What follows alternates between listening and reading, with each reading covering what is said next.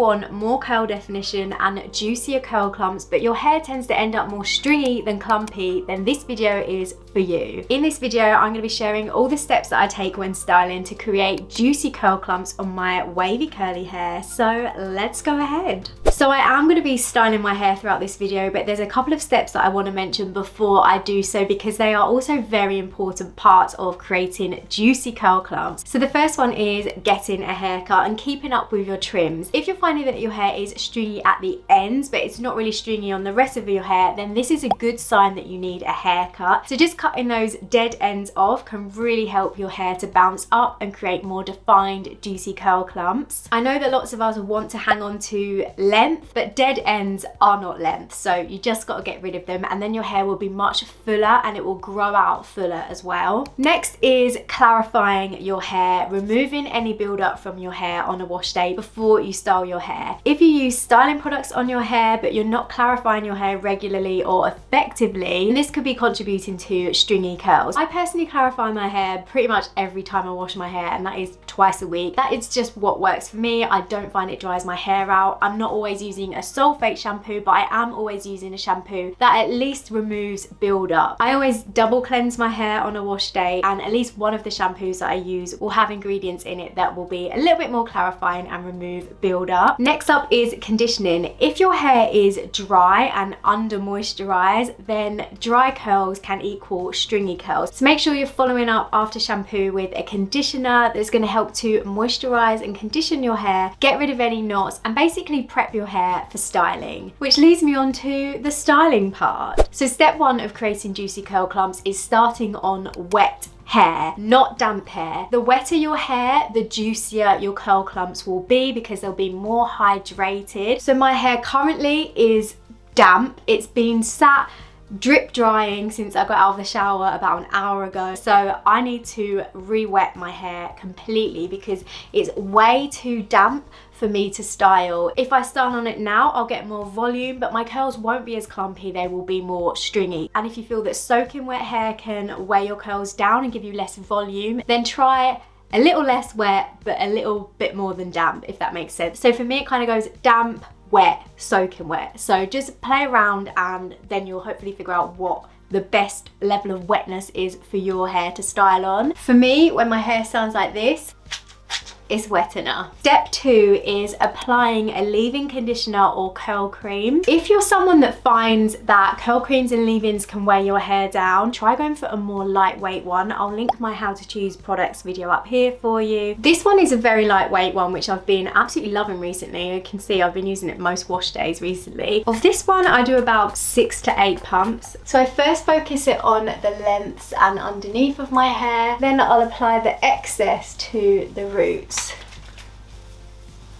So you really don't want to put too much up top, because that's going to weigh your curls down, I find anyway. But if you find that you have more frizz and dryness up top, then you'll probably need to apply a bit more. I've just raked my fingers through my hair, and you can see how my hair looks right now. It is stringier, thinner curls. So if I were to scrunch my hair and just diffuse it dry like this, my hair would still be curly, but it wouldn't be clumpy. It wouldn't be super defined, juicy curl clumps. I think I've lost a bit of water through the styling, so I'm gonna apply a bit more to help my curls clump up. For me, the way I know if I've applied enough is just by feeling and looking at how my hair is reacting when I've got the product in. So I had product in my hair right then, but it was still a little bit stringy. But you want your hair to go clumpy when you start to rake it with a bit of tension. So now that I've applied a bit more water, let's see if it's made a difference. So when I go like this with a bit of tension, if my hair is wet enough, it will start to form more clumps. Can you see? It's more clumpy than stringy. So now on to styling. So to create clumps when you're styling your hair, you basically want your hair to have like a seaweedy texture when it's got the curl cream and water mixed together in your hair. Currently, my hair is dripping wet and it's feeling seaweedy, I would say. Another way to get really juicy curl clumps is to use a stronghold gel. You can either apply that before or after creating your curl clumps. For me, I find that I get more defined clumpy results when I apply my gel before brush styling. I'm using the Curlsmith Shine Gel here. This is another of my favourite stronghold gels. So I'm just going to apply about that much. I'm going to mix it with water in my hands. Even though I'm applying to soak in wet hair, I still mix with water in my hands just because I find it easier to distribute. It stops me from applying too much to one section of my hair. So I'm just raking this through my hair, and you can see how my hair is starting to clump just by raking it through as well. And this side. I'm going to show you 3 different styling techniques that will help encourage curl clumps. So I've applied my gel, my hair is soaking wet, it's feeling like a seaweedy texture. So the first method that I'm going to show you is rake and shake. So I'm just separating a section off. Basically you want to rake your hands through the section until it feels seaweedy, smooth, and until it starts to create clumps. And this is just a method that I use of rake and shake. So you're raking, but you're kind of smoothing at the same time. So you're smoothing the hair and it's helping to clump. Shake. And there's your clumps. I normally rake and shake the whole of my head and then scrunch. And there are your curl clumps. Next is praying hands. Again, making sure your hair is soaking wet. You would in sections, or you could do this in big sections if you prefer. Rake your hands through, so all your product's distributed and you're starting to create curl clumps. Praying hands, which will help smooth the hair. I like to kind of pulse at the ends a bit and then scrunch. And there are your curl clumps. Now, brush styling. So again, making sure your hair is soaking wet. If you want bigger curl clumps, then I would go for something like the Tangle Teaser. And if you want smaller curl clumps, I would go for something like the Bounce Curl Define Brush, which is going to help to separate your curl clumps. But you can also use something like this and a wide tooth comb if you can't get your hands on this brush. I'm going to use the Tangle Teaser today just because I want to show you how you can get bigger curl clumps. So with brush styling, I separate my hair into a few sections. I place the brush on my head and I, with tension, press my hand with tension as I brush up. I'm just going to repeat that on the other sections and then I'm going to scrunch it together.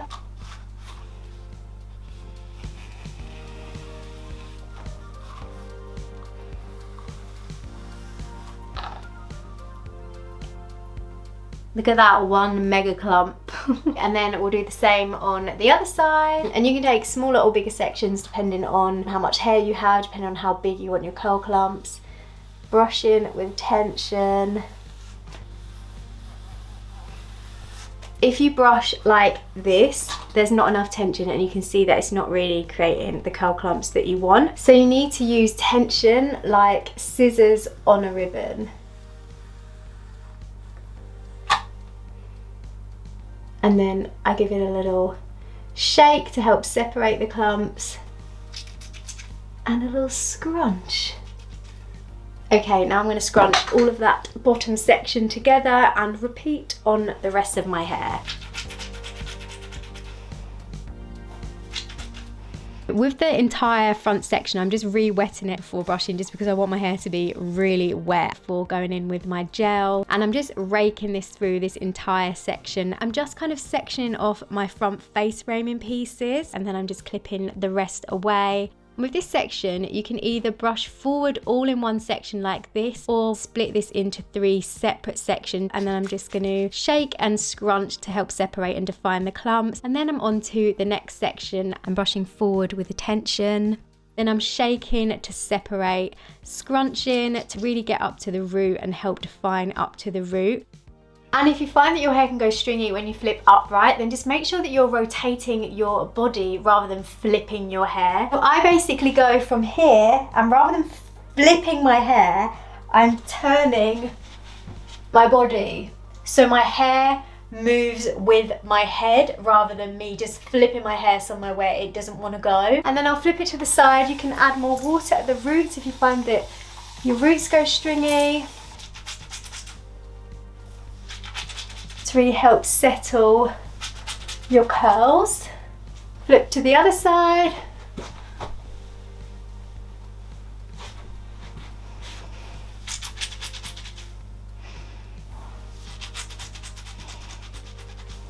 And then on to diffusing. I'm not going to remove any water because when I've been scrunching my hair, it has removed some of the water already. So for me, it's a good level of wetness to go and diffuse with. So I like to focus on the roots first because I find that if I don't, then my face framing pieces can get weighed down with water weight, and I prefer for them to be a bit more springy and bouncy and have more lift at the root. So I lift, take the diffuser up onto my head and diffuse, and I hold it for about 30 seconds and then I bring it back down and repeat. You don't want to be really rough with the diffuser because then that can disrupt your curl clumps, so just be gentle with what you're doing. You don't have to turn the dryer off between sections, but you can still be gentle when you are going from section to section. And if you find that kind of scrunch or pixie diffusing, as it's called, can create too much frizz on your hair because it's blowing the curls up, then you can hover diffuse, which won't disrupt your curl clumps as much. It will also help give you more length than bounce, whereas I find that pixie diffusing gives me more bounce. And if you want the best of both worlds, you can cup diffuse. So cup your hair.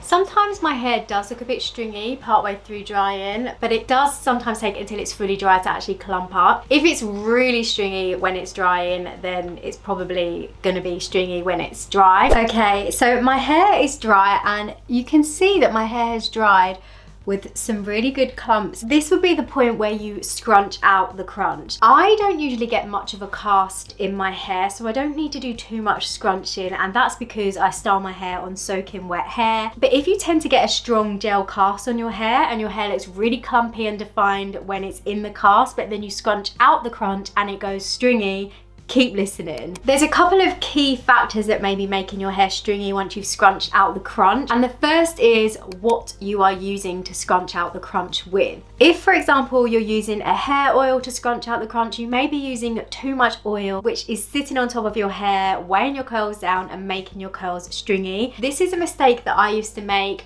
I have low porosity hair, it doesn't need a ton of oil. Oils and heavy butters can sit on top of my hair, make it stringy, weigh it down. So if you have a strong gel cast on your hair and it won't break with just your hands, you can use an oil, but really you only need the tiniest amount, literally like 1 drop, and that is it. I try to avoid it on the ends of my hair. What I do is mix it in my hands and I'll apply it to the underneath of my hair first because I find that that helps prevent tangles between wash days, and then with any excess I'll just scrunch my hair.